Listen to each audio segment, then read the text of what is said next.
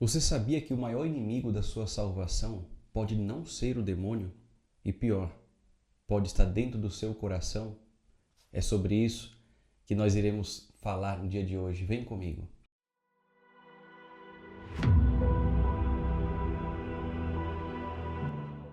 Em nome do Pai, do Filho e do Espírito Santo. Amém. Vinde, Espírito Santo, vinde por meio da poderosa intercessão do Imaculado Coração de Maria, vossa amadíssima esposa. Amém. Santa Maria, Mãe de Deus, rogai por nós. Em nome do Pai, do Filho e do Espírito Santo. Amém. Santo Agostinho vai nos ensinar que a soberba é o princípio de todos os pecados. Sim, foi justamente como nos ensina esse grande doutor da igreja, este pecado que entrou no coração de Lúcifer, que antes era o mais belo e mais forte de todos os anjos, mas que não conseguiu se submeter à autoridade de nosso Deus. E é por isso que Lúcifer entrou em grande combate com São Miguel Arcanjo, onde, como nos conta a tradição da igreja, São Miguel Arcanjo o respondeu diante da sua soberba: quem como Deus? Conta-se que Lúcifer respondeu: eu como Deus. E São Miguel disse: ninguém como Deus. Quem como Deus? E é assim que nós vencemos a soberba, queridos irmãos e irmãs. Vamos abrir a palavra de Deus na carta de São Tiago, capítulo 4, versículo 6. Por isso diz: Deus resiste aos soberbos e dá a sua graça aos humildes. Deus resiste aos soberbos e dá a sua graça aos humildes. É isso mesmo.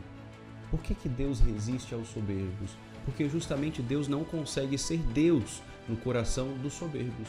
Quem que é um soberbo? O soberbo é aquele que conduz a sua própria vida do seu jeito. É aquele que não se deixa conduzir por Deus. É aquele que está no controle da sua própria vida, que administra a sua própria vida, mas não coloca Deus como aquele que governa a sua vida, aquele que de fato vai ditar as suas regras e vai conduzir aquele coração, aquela vida com a sua família até o céu, que é o propósito de cada um de nós, o propósito de Deus para cada um de nós.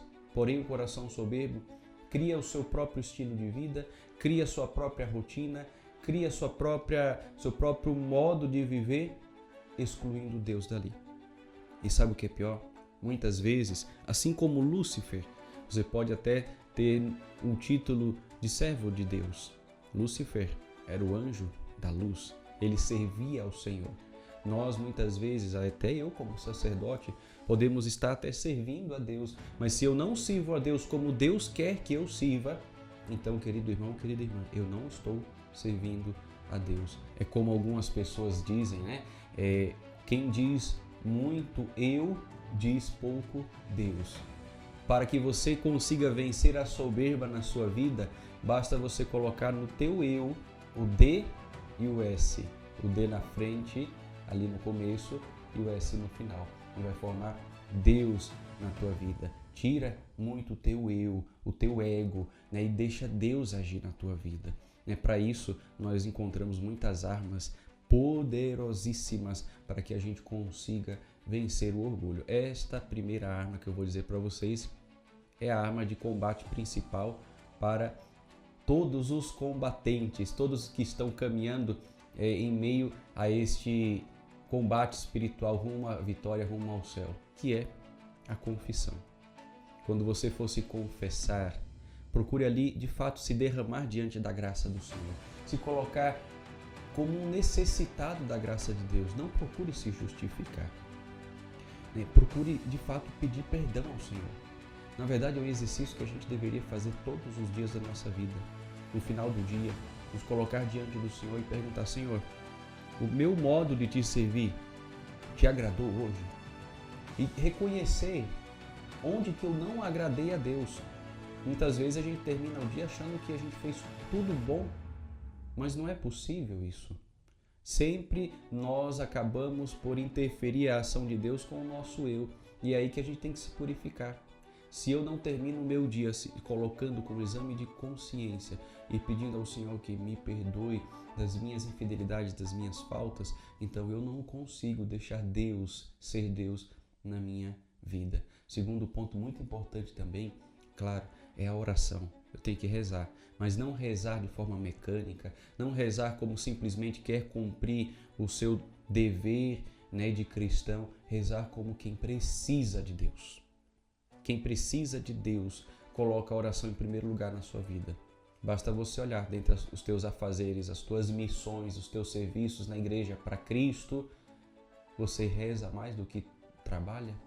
Porque a gente precisa rezar. Rezar é o combustível para que o nosso carro espiritual, podemos dizer assim, funcione. Ninguém consegue andar mais do que o combustível proporciona, não é verdade? Pois é, eu tenho que ter combustível suficiente até a mais para que eu consiga chegar no meu destino. Esse combustível é a oração. E a terceira arma, direção espiritual.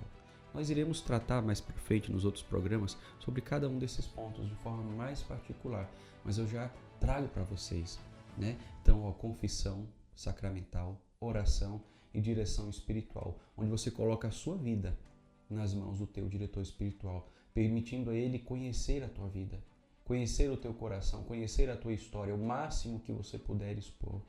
Santa Faustina, sendo ensinada por Jesus misericordioso, ouve muitas vezes do Senhor dizer assim: se coloque como uma pequena criança diante do teu diretor espiritual, não esconda nada, né? Se coloque com o coração aberto, com o coração disponível a ouvir aquilo que o Espírito Santo vai dizer para o teu diretor espiritual. Acredito que tem muitos sacerdotes que podem te ajudar com aconselhamento, com direção espiritual.